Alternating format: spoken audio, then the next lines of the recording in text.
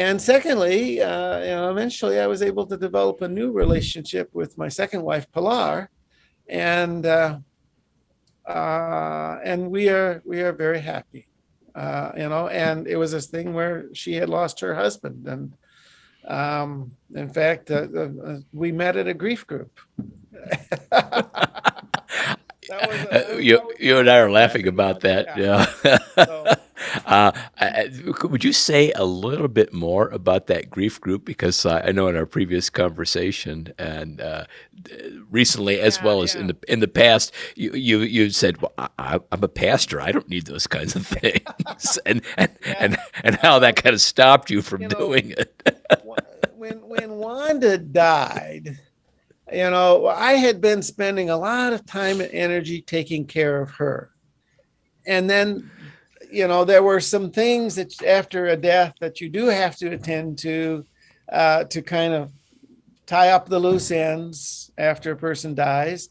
But in many ways, what all the time and energy I'd been spending on caring for her, I didn't have to, I wasn't doing that anymore. And I knew that it was important for me to shift my focus more to some self-care for myself.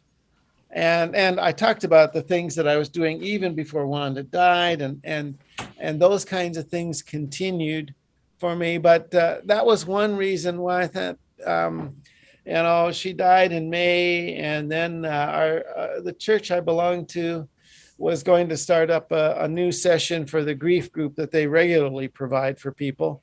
At the end of August was really when it was going to start, and I thought, well, here was my initial thought was, well, maybe it would be good for me to do that. I don't know. I've been a pastor and I've helped other people with their grief. Is there a lot of things that I will get out of this? But then I thought, well, maybe I could be of help to some other people who were, I love it.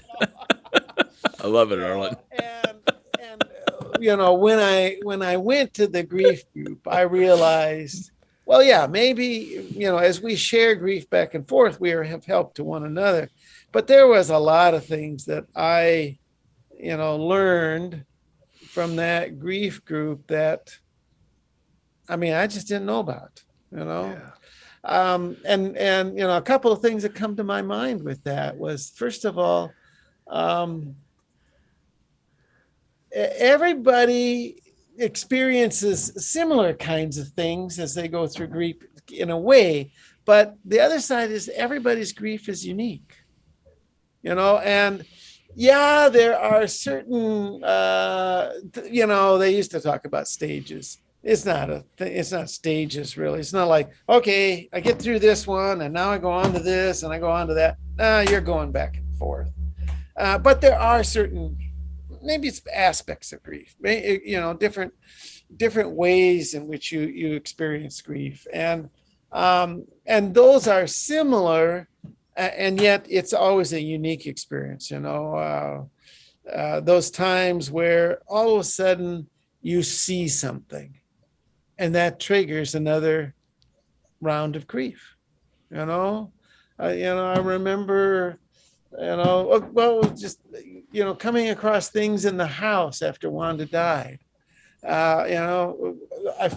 One day I just happened to see a pair of her glasses that were still lying around, and that just, there was this stab of grief, this stab of pain and of sorrow that comes. Well, the grief group helped me understand, okay, everybody has those kinds of experiences, but they're all unique. I mean, each one has a different, there are different triggers, and many times it's a little different reaction, but a lot of things in common.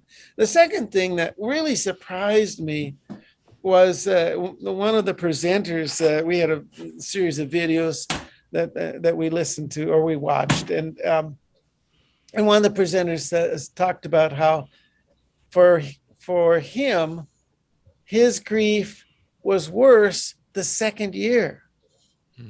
And I thought, oh, really?